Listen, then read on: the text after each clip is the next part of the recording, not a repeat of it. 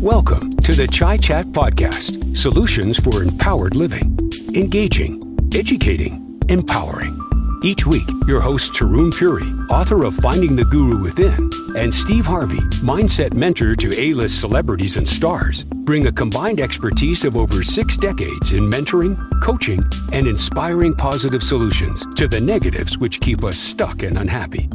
With a focus on solutions versus problems, in each episode, they discuss topics relevant to the human condition, which challenge us from moving forward into positive growth and ultimate freedom. Through stream of consciousness, unscripted dialogue and inquiry, they provide practical, deep, and actionable insights to support you in creating and living a happy, successful, fulfilled life. Join us each week and learn how to access your own inner GPS, your guru positioning system, which comes preset with all the solutions you need for empowered living. Living a life of ease versus effort is only a thought away. Let us show you what works and what doesn't. Hello and welcome. I am Taron. And I'm Steve. And today we're going to talk about how to manage your energy and not your stress. Notice the stress I put on the word stress. Wow. Now, again, another huge topic and something very close to my heart, actually, Steve. There's a program that I've been offering in the form of a presentation for be it an hour at an event or an hour and a half long, and which stretches into a seminar of 2.5, 3 hours, or even a day, depending on the venue and the need of the organization. And this is a presentation that I've been now offering for probably over 15 to 20 years. And I have to tell you something. This presentation has been one of the most requested of the multitude of presentations that I offer in a catalog. There may be 14 or so that are kind of in my top 14 or 15 most requested, but somehow manage your energy, not your stress, regardless of the industry, regardless of the event, and regardless of the venue, regardless of where in the world, seems to be the most requested. So I hope we can do it justice today by having a little exploration of what do we mean when we say manage your energy and not your stress? It kind of sounds a little bit crazy because I don't know if you've noticed, or maybe it's just me, it just feels like there's just even more and more and more stress in the world rather than less and less and less. Now, maybe it's just because this is where I live and I don't have a context of the ages, but I just feel that, especially over the last few years, the stresses seem to be increasing. The uncertainty of and in life has just gone off the Richter scale. Have you found that? Yeah, I think, I'm not sure if it's increasing. I think we're becoming more aware of it. I think that's the big difference. I think, because of what's been going on in the last couple of years, we've been in lockdown and so on and so forth. And that's given us more time to become aware of what's going out there and to also become aware of what's working and what's not. And as you said, as long as we're trying to manage stress, we tend to, we're coming from treating symptoms versus, like we spoke in the last episode about looking at the root cause of, those so-called negative feelings, if you like.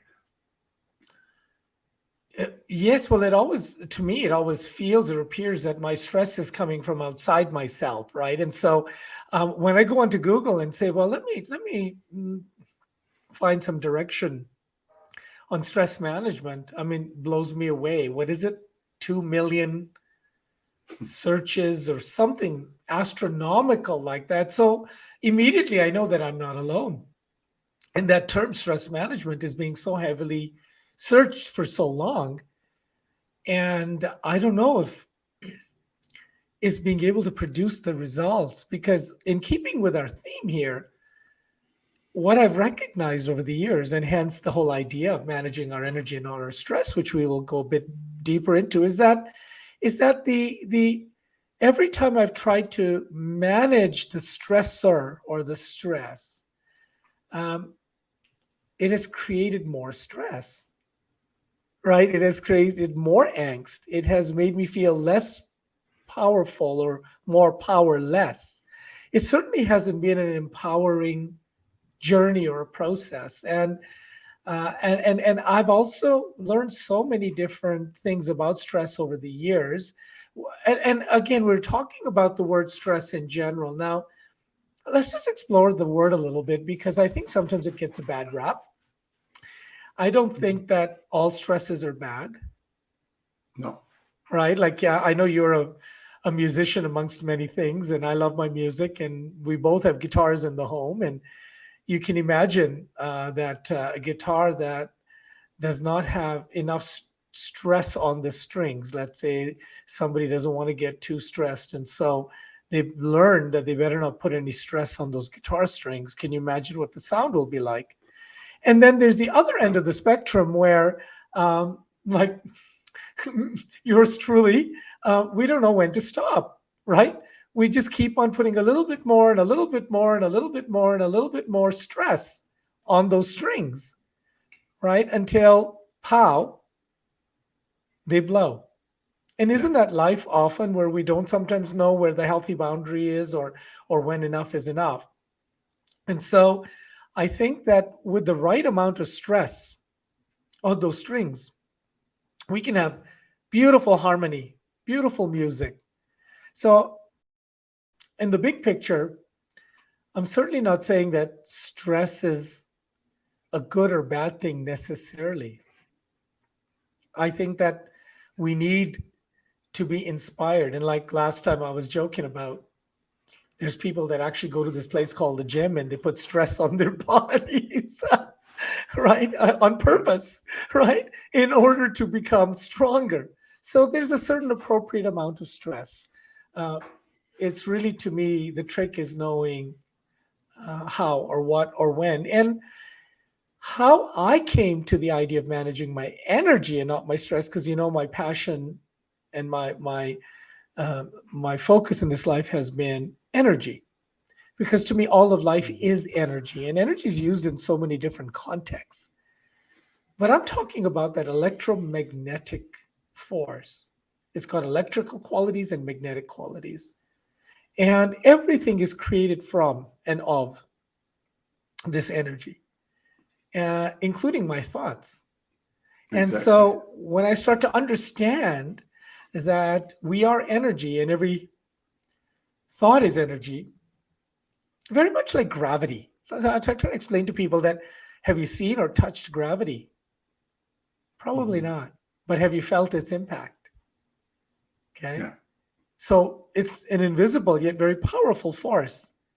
It's a quality that we live within, and that are within and without are all created from. So what I discovered over time, and just sort of a quick backdrop as to where I'm coming at it from, and then I want to know what your thoughts are on this dynamic. I found that I had a much better chance or opportunity for success with a lot less angst if I started to look at my thoughts in the form of the energy that they represented, and whether that thought was creating more stress or less stress, especially in relation to a stressor. Something happens unexpectedly. Somebody says something, somebody does something, somebody falls ill, the market changes, there's a storm, and a million other things that happen to us daily, okay, that we are trying to mediate reality in a way where we can feel safe and grounded and really able to function.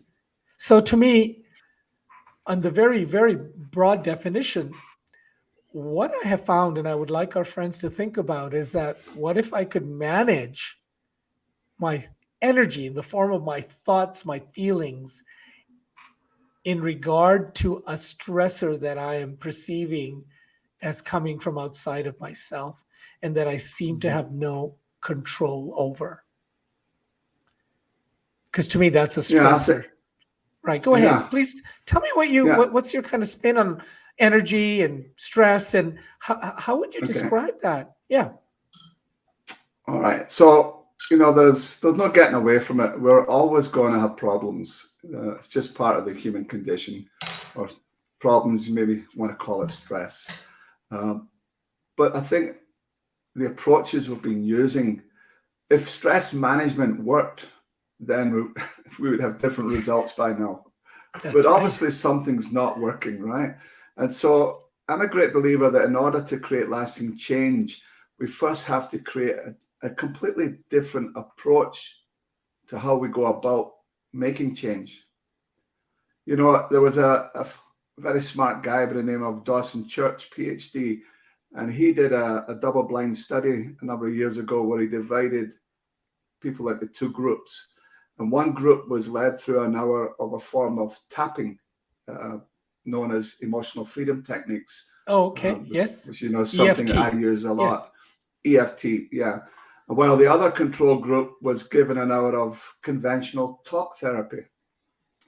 Now, here was the interesting thing. The tapping group showed an average of 24% decrease in the levels of the stress hormone, cortisol. With some people experiencing as much as 50% decrease. However, in contrast, the control group, which received conventional talk therapy, they only showed a decrease or a drop of cortisol of 14%. Wow, that's significant. So they were going about it from, trying to manage the stress versus, using emotional freedom techniques, which is a form of what they call energy psychology. And they were going with managing their energy. And the results speak for themselves. So when I'm working with my clients, I use emotional freedom techniques a lot, as well as, applied kinesiology. And the interesting thing is that the energy system in the body, we talk about it based on traditional Chinese medicine. And it goes back, over 5,000 years. Mm-hmm. And we see that there's actually 14 energy meridians in the body. Okay. And you could think of those meridians as a circuit, right? And each meridian is governed by an organ, and each meridian controls a group of muscles and a group of emotions. And so it makes sense to work at the level of the energy system if we really want lasting change. Now, a way I like to explain the energy system to people is if you come home at night and you flip the light switch in your living room and nothing happens, the darkness is a symptom. The energy system in the body works the exact same as the circuitry in your house. So you flip the light switch, nothing happens. Darkness is a symptom. And if you're like me, you flip it again. Yes, of course. Still darkness. So now you think it must be the bulb. So again, we're conditioned to treat symptoms. So we change the light bulb, we hit the light switch, and still nothing happens. Now, if you're Scottish, you think, I've just wasted a good bulb. Right? It's so true.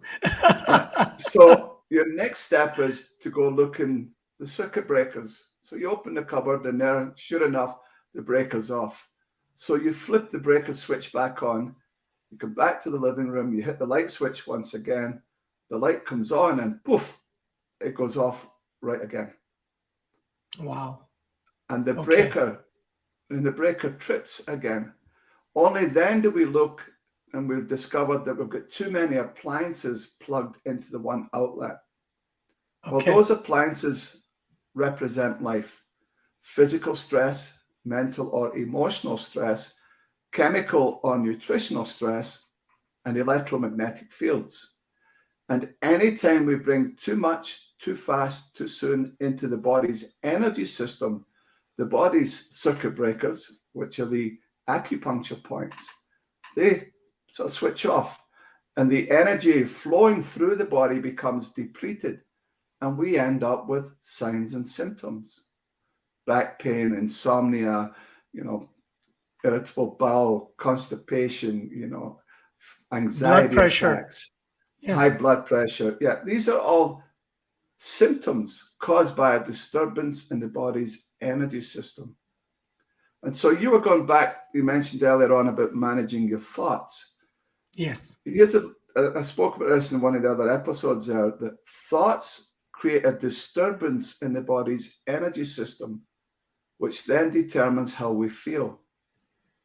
And our feelings determine our actions, and our actions determine our outcomes. Okay. But as long as we're only focusing on changing the action, again, managing the stress, right, it may give us a brief improvement. Yeah, but it's not long lasting. And I found that for lasting change, we need to go back and work with the story, the thoughts, as well as working with the body's energy system, bringing that into balance. And so that, if you go back to the analogy of our home, that means we need to go and remove some of the appliances that are plugged into that one outlet that's overloading the system. So we decrease that stress on the system, investigating the story, so to speak, while bringing the energy field back into balance, tapping on the acupuncture points or flipping the breaker switch. Now, when we flip the light switch, the light stays on. It sounds so, I almost say logical or obvious, and yet it's not seen. Sometimes some things are in plain sight, and yet we complicate things because when we are having a symptom, we're in panic mode. We start to react, and we want to fix it, or have somebody fix it for us, right? And so we run outside ourselves again, rather than taking a moment to do exactly what you're saying, right? Let's get still for a moment, get grounded, centered, and do a survey of what may be the source of this darkness in the room. Okay. And you're right. I mean, I'm not that much different. I don't want to waste light bulbs. And how much do we spend on light bulbs and blow? How many do we blow before we finally go, wait a minute, maybe there's something else going on? So, my kind of approach to explain to my clients the whole dynamic of managing our energy is one, and it's a question in my presentation that I ask at the beginning of it, in which I draw a big circle representing just a circle, the center, call it what you want. And then I just ask people in the audience, wherever I'm in the world, what are your typical stressors in life? Like, I try to get a survey to make sure that we're on the same page. And inevitably, no matter where I am, how sophisticated the audience is, or, what their background, doesn't seem to matter. Usually people say words like relationship, so therefore family, husband, wife, kids. Sometimes people will even just say kids, right? That's a stressor. A health, right? Career. Finances. So finances, which brings out into money, career, and security, comes in there, and uncertainty. So it's amazing that ultimately there's maybe 4 or 5 or maybe 6 base categories to the human condition that are looking to be satisfied. So I do this in the sense that I say to them, okay, look at all of these stressors you've talked about. I draw circles around them. So there's this big circle in the middle, and then there's these little circles, and I call them satellites. And I said, now imagine that these are satellites that are moving around all the time. And at any one given point in your life, you're having an issue with finance. Maybe your career has had a shift, and you're stressed over that, and you're dealing with it. And step up and start dealing with it. And while that is happening, you have a health challenge that pops up. So it's like a balancing act. It's like a juggler. So part of your attention, your energy has to go to, okay, better stabilize this while I'm looking after that. And let's say that you're doing pretty well and you're managing to you stabilized your health and you found some solutions and you think, oh gosh, that's great. Now I can relax. The famous now I can relax. And as you go to do that, something else pops up. You turn around and suddenly there's this new satellite. You're like, who put that satellite up there? Who gave permission for this, right? And it's a relationship issue. It could be a parent, it could be a child, it could be an intimate or a boss, right? I mean, and now your attention is being called to doing that. And there's only so many of these situations that we can attend to juggle before we get stressed out. And I always ask the audience at the end of this, can you tell me what's common to all of these satellites? And obviously the answer comes to me. I'm in the middle here. I'm in that circle. That's me. These satellites would not exist but for me. Make sense? Yeah. So of course, one solution is for us to all drink Kool-Aid and end the show, and then there's no more stress. Okay, I'm just kidding. All right. If there's no Earth, then there's no satellite issue, right? But plan B, I think, is a little bit wiser, is that since I am the common denominator to all of these satellites in my life, these stressors in my life that seem to come of their own accord, I have no control over them. And so once I recognize that, and I recognize that I'm the common denominator, then I can begin to now look at that reality from a point of view that how can I change how I relate to them? That's again the inside out approach. Especially when I know now very much that I have this inner resource called the inner guru, which has solutions pre-programmed for all that my life brings in front of me. See? And so that's where learning to manage my energy, I think, is wiser. I think it's more effective. Not I know, because that's what I have been doing, and that's what I continue to be challenged to do. That as long as I go back to my energy, it's where it works. So talk a little bit about that. Well, yeah, I think as long as we're trying to fix out there, it never works. And as you said, it's always, from the inside out. And so, how many times have we heard people say is, "Oh, just get over it," or just let it go. Yes. Well, if we could get over it and if we could let it go, we would have done so. But as you mentioned it, but our thoughts being energy, Einstein said that. He said that all matter is energy, including our thoughts. But he also said you can't solve the problem with the same level of consciousness or thinking that's creating it. There needs to be a paradigm insanity shift. Right? That's insanity. Yes. So, I think he was a smart guy. I know he was a smart guy. I think he knew a couple of things. Yeah. And so what if we actually listened to what he was saying and thought, okay, well, obviously my approach that I've been using to manage stress hasn't been working. So what if instead I try something completely different, a paradigm shift, and start to manage my energy instead? And it's amazing because the beauty of it is it doesn't matter how long it's been there. Years ago, I used to do a lot of sports therapy, with members of the Canadian national badminton team. Okay. And one of the things that it used to always amaze me, I would think, if you could be injured or traumatized in the blink of an eye, why did it have to take what seemed like forever to get over it? Good question. Good question. What if there was actually an off switch? You see?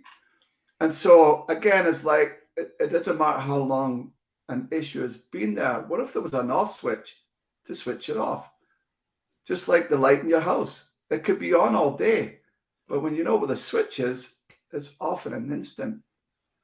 Well, if the human body has got the same system, the energy system built in, why does it take forever to go over things? What if there was an off switch? And the off switch is by working with the body's energy system. And so I discovered many, many years ago that, as long as we kept trying to manage the symptoms, we never really got lasting change. Or if we did, it took a long, long time to get there. Whereas if we changed the program by, bringing the energy system into the balance, then we would have more quicker results, but lasting results. And it could be, I've worked with people who have had a fear of heights, so to speak. Okay.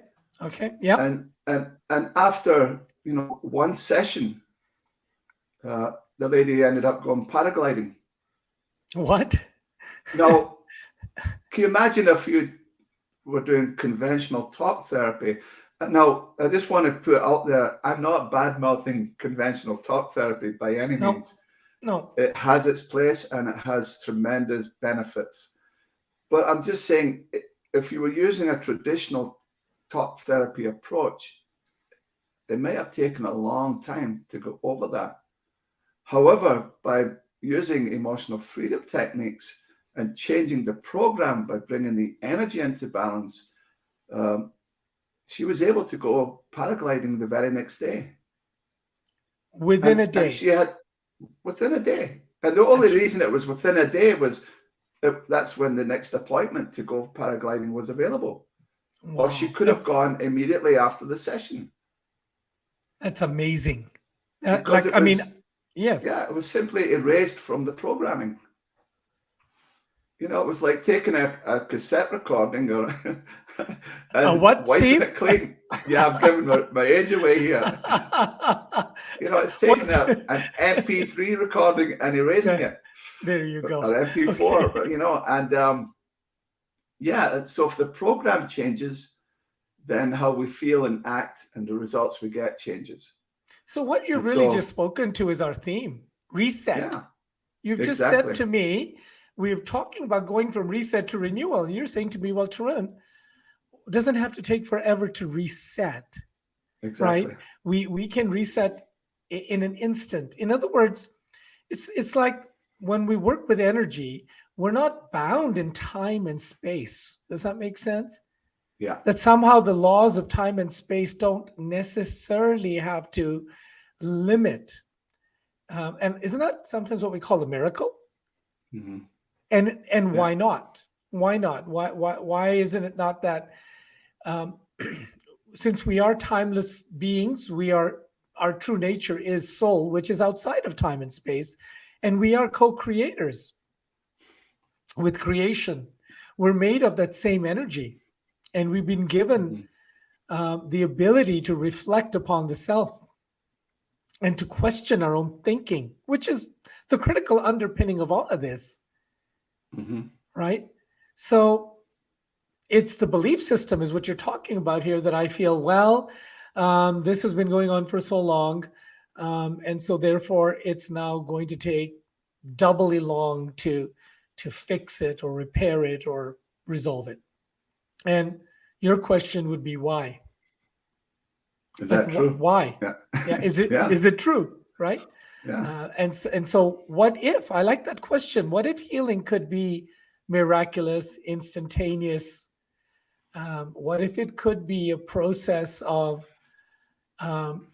really finding and accessing and hitting the reset switch without the yeah buts? Because I can just hear it. I can even hear it inside myself. Yeah, but Taron, yeah, but, right? It's immediately obvious how many yeah buts we all carry. We need to change them to yes and. Yes ands. Yes. Yes and. I can honestly say to you, I don't know how, and that's okay too, because our inner yes, and I can knows learn. the how. And yes, and I can learn, and my inner guru can be the how. Yeah. It's more about the willingness, I think, Exactly. to consider the gift of another way, Yeah. right? To consider, because when the mind is closed, uh, there's no opening, in a sense, to another way. Mhm. And so we become masters at maintaining the status quo. And then we wonder why we feel so stuck. And then I when we feel stuck, we beat ourselves up for feeling stuck. That's right. Okay, so Yeah. that becomes a huge self-devaluation slide that we go on. Yeah. Okay, and we do the could have, should haves on ourselves, and all the while, earnestly we're looking to heal, but we are getting in our way because we're arguing with reality. Mhm. You know, I don't know if I should give it away because I'd love to present this manage your energy, not your stress, to all of our friends out there. But about 15 minutes into the presentation, after I've had a little discussion around stress, and I, um, I I ask a question because I'm very much of a researcher and I believe in history. I think that if we take time to look at those who came before us and what they learned, and if we could learn from that, I think our lives can become more harmonious and richer, and perhaps we're not fated to repeat the same errors. So I explained to our audiences, our friends, that I've done a lot of research of the teachings of many of the masters from traditions from all over the world, and be it philosophy or religion or spirituality. And I tried to distill their teaching into one or two lines, just to get a sense, because this question comes up often when I'm talking about stress. Somebody will always put up their hand and go, "Well, Tarun, that's really wonderful. Thanks for laying it all out. So is there any hope? Is there any hope? I mean, are we now doomed? Isn't this supposed to be about solutions, by the way? And what you're telling me is stress, is a fact of life." And I said, "Well, I'm not the only one telling you that. Every tradition that I've looked at and studied and reflected upon, meditated upon, considered, it has come down to one line. And it may be simplistic, but it's my little paraphrase of what I think I had to recognize in order to make the leap to start working more intimately with my energy." And the line is really simple. So I'll give you the first part of the line, which is the bad news. Bad news first, get it out of the way. Okay, are you ready? Yeah. So when I looked at all the teachings of the masters, the ancients, the wise ones, the avatars, essentially the conclusion was that in life, misery is guaranteed. Mhm. So when you hear that, how does it make you feel? Right? When you hear the Hopeless. word hopeless. So you Yeah. can imagine people coming to my event to be uplifted. That's when the tomatoes come out and the eggs and they start hurling them, right? So in life, the truth is that misery is guaranteed. Now, here comes the good news, though, part two. While in life, misery is guaranteed, suffering is optional.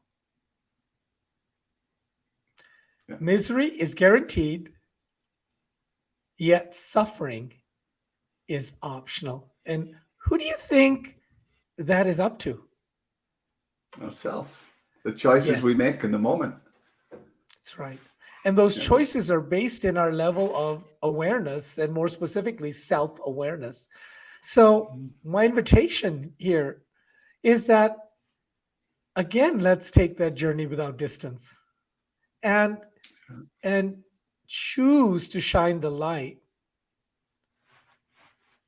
within and start to expand our awareness of ourselves and the resources, the energies, and the solutions that we do have available within us. one practice that I use is meditation. Mhm. Meditation is, sometimes it becomes mystified or it gets made into something so out there. But to the contrary, it's really not out there. And It's in there. it's in there. And Yeah. really it's one of my definitions for meditation is to take time out to take time in. Taking time out to taking time in. Okay. So that when I am in the process of managing my energy, learning how to, it requires listening. And meditation is just creating an environment. Okay. And I love to play with words. It is creating an environment where I can be present for a while and not distracted by the stressor. Knowing it's there, I've acknowledged it. But my search for a solution is not out there, but in here. And when I still myself and I connect with my psyche, with the guru inside of me, and I ask for guidance, and I get still and I listen without an agenda, I'm open. And that process not only physiologically calms, and we know that there's a tremendous amount of research showing blood lactate markers and blood pressures and all of these things, and sleep and all of these things getting an amazing positive outcome, right, from meditating. But I'm talking on the level of the mind, the level of the emotions, and then the level of the soul. It is a huge energy management tool, right, that I can employ and begin to use to learn how to access my energy and the solutions that reside within me. So it's not, it's wonderful once we can start to understand that there's things called an energy, and it's very real. And that every thought that I have generates, it broadcasts. It's a transmission into the world around me of a certain program, which very dutifully manifests. So when I reverse engineer that, we're back to the mirror. I don't think we can do any episodes without the mirror. When I reverse engineer that and look at all that has manifest, including these stresses that seem to come out of nowhere and for no reason, which, I believe cannot happen. I think everything has a purpose and a gift, even though I don't like it at all. And it makes me unhappy and miserable and angry and resentful and all those words. I am still present enough to acknowledge that somewhere this is part of my dance. This is part of my creation. Doesn't mean I have to like it. But once I accept that, understand that, then I can begin to go back within myself and tap in to that universal computer.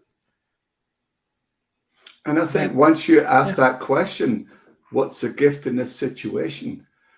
It changes the energy instantly from a position of feeling hopeless to feeling hopeful.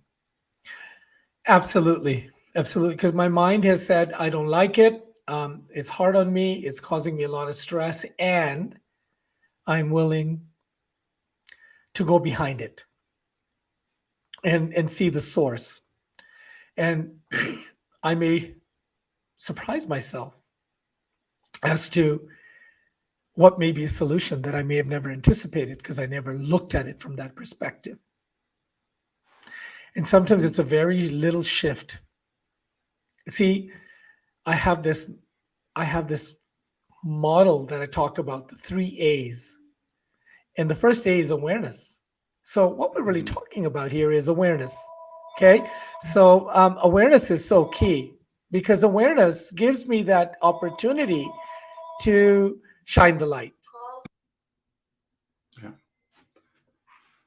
Yeah, without awareness, you're stuck. That's the first stage in moving beyond that stressful situation. I mean, even in the any 12-step program, they talk about admittance. That is the Yes, first step, is having that awareness. You have to admit that you've got a problem, and that you're open to discovering the solution. exactly. And so how I do that is then I jump from awareness to the second A, which is attitude, which again, what we've been talking about here. When I talk about attitude, I'm talking about my thinking, my thoughts. Okay, so Mhm. I shine the light of awareness, I identify certain trajectories or patterns, and then I look at the attitude, the thinking. And when I can start to shift that out, then I can go to the third A, which is alignment. Awareness, attitude, alignment, the three A's. So when I can realign my thinking to the outcome that I'm looking for, which is less stress, more flow, better outcomes, more harmony, okay, more peace, then from the inside out, I've been able to, through my awareness, through the realignment of my attitude, my thinking, I've been able to realign. And when that happens, then I'm on that path to the outcome that I'm looking for in any situation, whether it's health or career or relationship or just life in general. So you're So, able to get unstuck and rediscover your flow, right? absolutely, and in an empowered manner. Yeah, in a state of ease, and that allows you to navigate the change a lot 100%. less, with a lot less effort. We're back to ease versus effort, right? Yeah.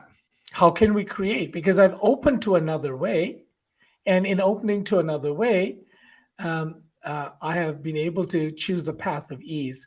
I'm not saying that it's going to be easy. I don't have any control of whether something is easy or hard. It depends on what is most appropriate for you. Whatever obstacle's been put in your path has been there, designed, custom designed for you.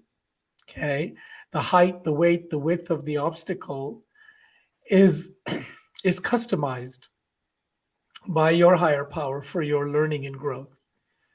And it's less about focusing on the obstacle and more about focusing on how can I master or gain mastery over the situation?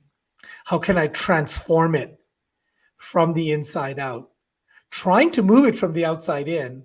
I don't know about you, but I've not been very successful in No. being able to manage stress. And I'm apparently people hire me to help them with their stress. So maybe I shouldn't be saying things like that. They're thinking, wait a minute, Tarun, aren't you the stress guy? Yeah, yeah, I'm the stress guy. I help people get stressed out. Sure. You know, but I mean, when people come to me um, because they're stressed, I mean, that's, that is, and they're looking for solutions. So, and I remember earlier on when it was very important to be able to be found on the internet and you had to use terms that people used and recognized. It was really challenging for me because I always referred to my tools as energy management. But, I'm from Alberta. People who are looking for energy management are in the oil industry and the gas, oil and gas. So people searching for energy management were looking for, the company down the street that could drill an oil well for them, right? So again, and so so it was very difficult for me to market stress management when the very thing that I was saying was that stress management doesn't work, and Yeah. It comes back to energy management all the time, all the time. As I said, if stress management worked, we wouldn't have so many people on Valium and goodness knows what, right?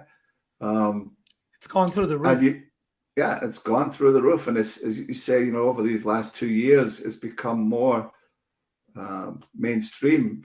More people are speaking up about it, but I really don't know that it has changed, or whether it's always been that way. It's just now there's people. It's almost like they've got permission to talk about it. I have to agree that, again, my statement, misery is guaranteed, was said thousands of years ago. It was said 100 years ago, and it's still being said today. The illusion that somehow, let me liken it to a university, and perhaps I've entered into a master's program, let's say, and because I'm now a master's student, I think that I've toughed it out in the past, and I've learned the foundations and the fundamentals. And I was an A student, and I was an honor student, and I was brilliant. And okay, indulge me a little bit. And so now that I'm going into the master's level, it's going to be easy because I know my stuff, and so I go into there expecting to have an easy ride. Okay. What would be the point, first of all? Right. And secondly, that's quite delusional. Yet we seem to think that I can come into this university called Planet Gaia, Planet Earth, which is a huge playground for learning, with certain lesson plans in hand, learnings to grow through in human consciousness. And why would I expect that they aren't going to be stressors or stresses? A teacher, a master, stresses the student by giving them tasks that are just a little bit outside their reach in order to help them to extend their reach and grow their awareness. See? So this is how I see the journey in life. So for me to bemoan the fact that there's so much stress in my life all the time, and it just doesn't seem to stop, and make that my focus, totally victimizes me and disempowers me. So I had it put lovely once, and it was a master of martial arts. The student sees someone attacking them, whereas the master of martial arts never sees an attack. They always see an invitation to dance. Wow. See? And so again, if you think of life, some people perceive life as attacking them, and other people see as an invitation to dance. And you mentioned about, why would you not go through that journey for the master's program, whatever. And I think it's, Bob Proctor likes to talk about goal setting, and he says that most people are setting goals that they think or know they can achieve. Oh, okay. Lowest common denominator, basically. Yes. Right. But really the goal to achieve is a big, hairy, audacious goals that say, I have no idea how I'm going to achieve this goal, but I know why. And I know that the universe will provide everything for me to support me on that journey. And I'm going to grow and evolve. And the person that comes out at the other end is a completely different person than the person who started it. That's the type of goal that we really want to set for ourselves. And yes, will there be challenges along the way? You bet. But it's those challenges that begin to shape who we become. And so if we can approach life from that mindset and say, bring it on, because I know what my wished outcome is here. And I'm going to be focused on my wished outcome versus focusing on the problem or all the reasons or all the excuses as to why I can't do it. And that's a point you were making very poignantly about the A-list celebrities and the billionaires and the quality you recognize in them. Yeah. Right. Yeah. Every day they are focused on what they want to be, do, and have. And every evening at the end of the day, they focus on, what did I do today that took me closer to my goals and took me further away from my goals? And they eliminate the stuff that was distracting them and reset. And then started again the very next day. And so, people ask me a lot, what's it like working with A-list celebrities and world champion athletes and stuff? And I said, believe it or not, they seem to vibrate at a different frequency. Interesting. That's a very interesting statement. Yeah. When you're in their presence, you end up vibrating at a different frequency. So you get to match their vibration, which, Yeah. you know what, by the way, as an aside, they always say, it's the company you keep. Yes. Right. Yeah. And I don't know about you, but I have constantly and consistently sought out those situations and those individuals that uplift me and challenge me. They're smarter. They have things that I can learn from. And I want to be in those vibrations so that I can start to expand my awareness and learn from them. Mm-hmm. So that's interesting. You said that you can literally feel a palpable energy that's different, and to be around them, it would be almost like you hang out or hang around with people who have those kind of habits and aspirations. Then how could you not join them? Right? Yeah, for sure.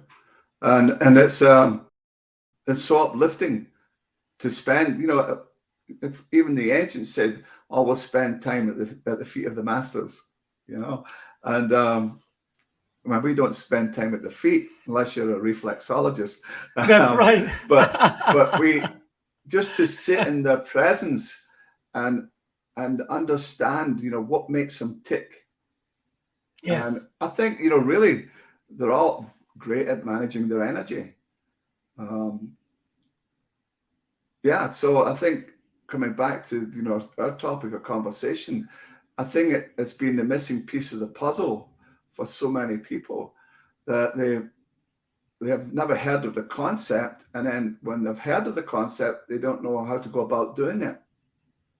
The how is so critical. I mean, there's so much out there that tells you what's wrong and what steps and techniques, kind of what 7 things you need to know, or 5 of this or 89 of that. But oftentimes the how is missing, the practical step-by-step how to begin to take those baby steps and then make them into not baby steps. And the road to mastery, again, is really about removing those limits in our thinking, right? And just taking that step rather than thinking about it or overthinking it or over planning it. It's just let's just take the step and trust the inner guru to light the path for us.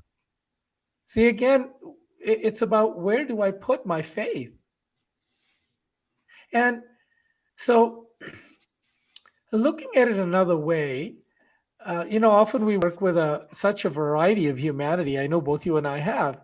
I've worked, with very, very successful people, with people who manage millions and millions of dollars in portfolios, and you can imagine the stress on them.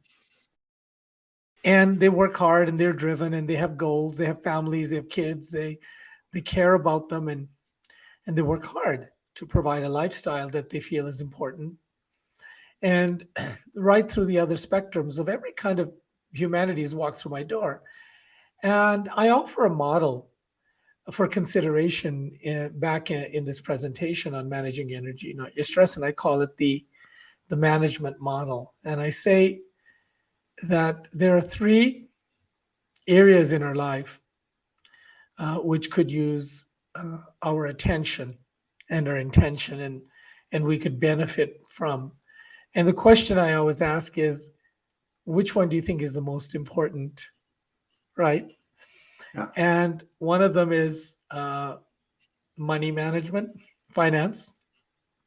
One is time management, and one is energy management. And I sort of I draw a triangle, and I put these sides of the triangle. I love trinities.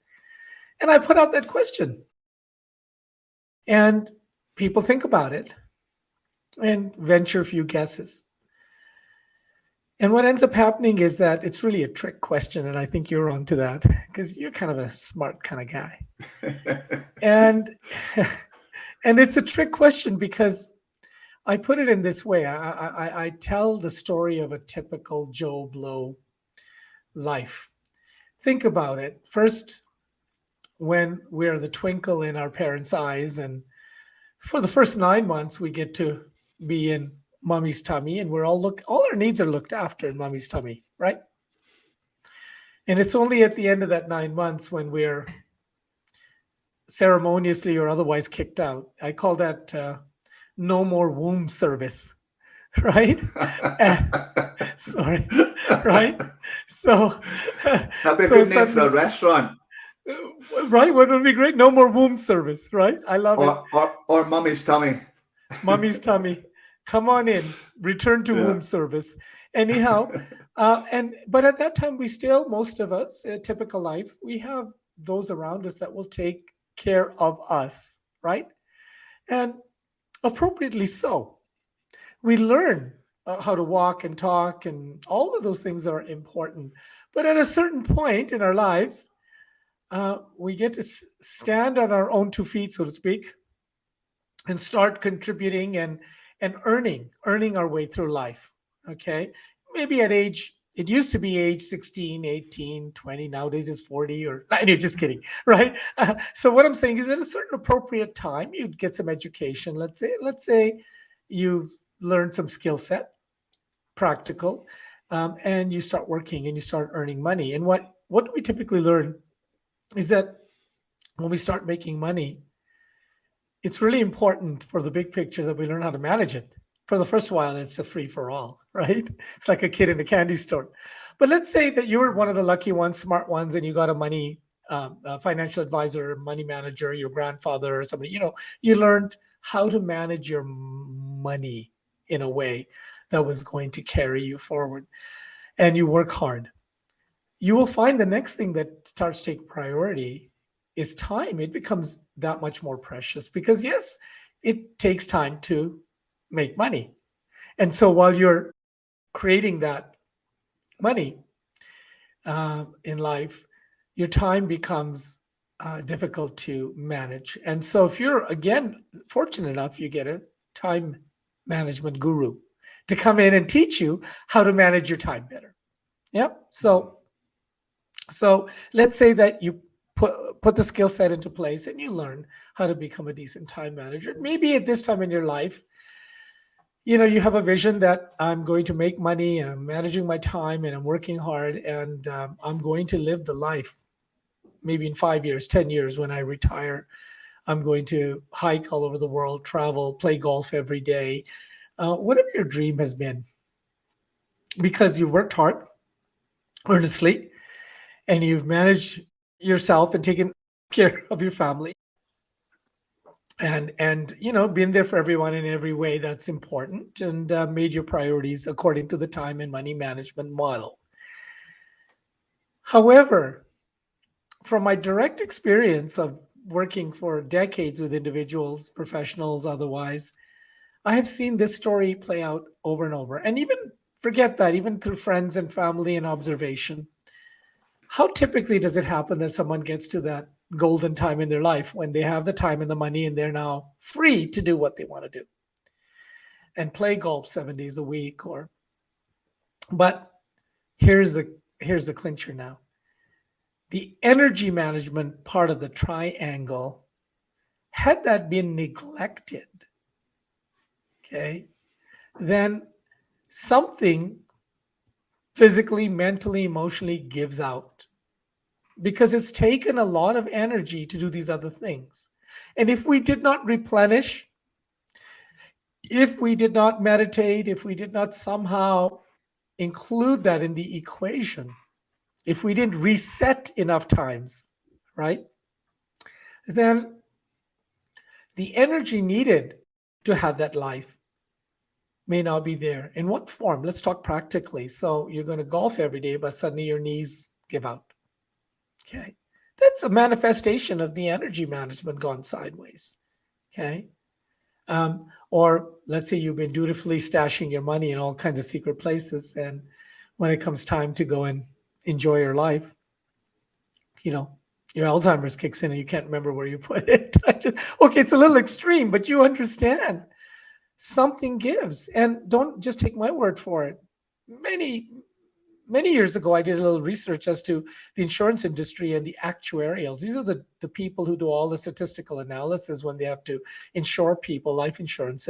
And they found that after the age of 65, for many professionals who spent all their time making money and managing time and money and not necessarily looking after their energy, their well-being, physically, mentally, emotionally, spiritually, it shocked me that the average lifespan post that time was 18 months.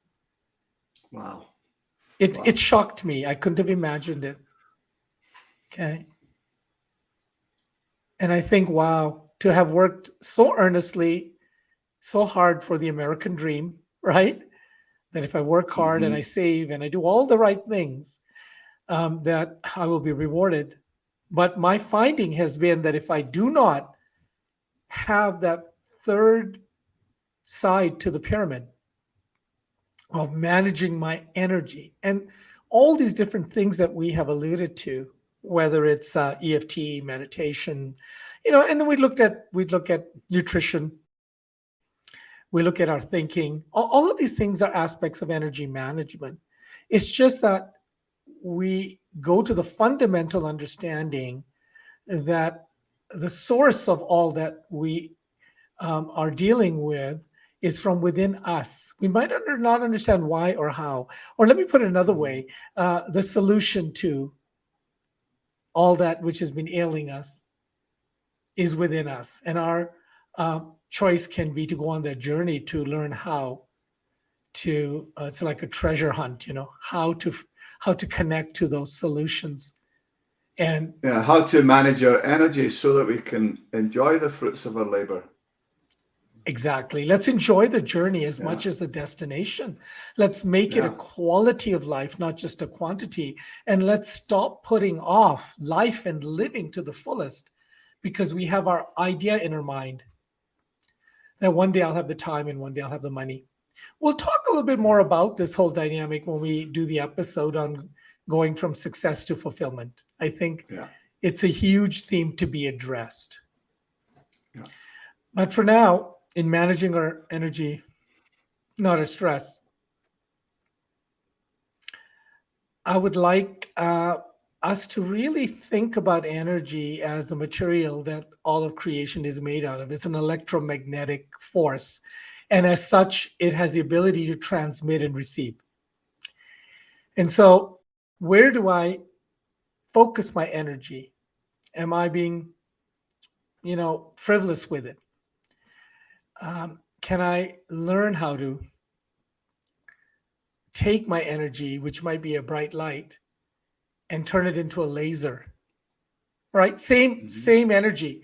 But man, if you can turn it into a laser, can you imagine the power that holds? So where in our lives right now do we need to manage our energy better? What can we learn? Where can we look in that mirror to see where is my energy out of alignment, therefore creating the stress in my life? So I find that when I realign the energy from within, the stressors at least get downgraded, if not go away. Okay. And I become better at it, and things don't get to me as deeply or as often. And if they do, they don't last as long. That's right. So that's the road to mastery, isn't it? Yeah. I remember a master telling me once, a Tai Chi master, that because I thought he was so amazing that he never lost his balance. And so I said, wow, you're amazing. So graceful. And he said, oh no, to the contrary, I lose my balance all the time. But I regain it so quickly that it's imperceptible. Yeah. And that's how I'd like to follow through in life. I want those incidents of stressors coming my way to be less and less harmful to my physiology. I want them to be able to be taken in context and dealt with from the inside out. I want to relax. I want to react less and act more. Because when I act, I'm in my place of power. I'm grounded and I'm centered. Mhm. Right? And that is a daily practice. And Yeah. we'll only get good at it once we make that decision to start from the inside out. Who am I being right now? Who am I being right now? Where am I right now? What are my thoughts? It's critical that we challenge every thought, literally. And we'll definitely go down that road in another episode because there's a lot to talk about that. But for now, my friend, I think it's time to perhaps go and have a little meditation and reset and let our friends think about these things. Again, looking forward to questions, comments, ideas, stories. Really very looking forward to learning from each other. And Likewise. and that I ask for everyone that the stresses in their lives for this upcoming year lessen, or the impact of the stresses can be less harmful, and that each and every one of us will turn around and find a healthy way through from the inside out. Because unless we do that, we will be into overwhelm, we will be into reaction, and we will choose self-destructive methods. And in those situations, nobody wins. So let's make a decision. Let's really make a decision that I'm going to go within and begin the journey. Go for a walk with yourself. Just be. Say hello to yourself. And then listen to see what comes back. And it's magical. Fall in love with yourself. Yeah. There you go. Yeah. So until we meet And again. fall in love with life. And fall in love with life. What does that mean? Yeah. What would that look like? Mhm. Right? Well, puts me into a very pensive mode. So I look forward to our next episode. And again, Likewise. want to thank you. Yeah. Always great. I learned so much, and I'm going to, Yeah. from now on, I'll know how to not be so wasteful with my light bulbs.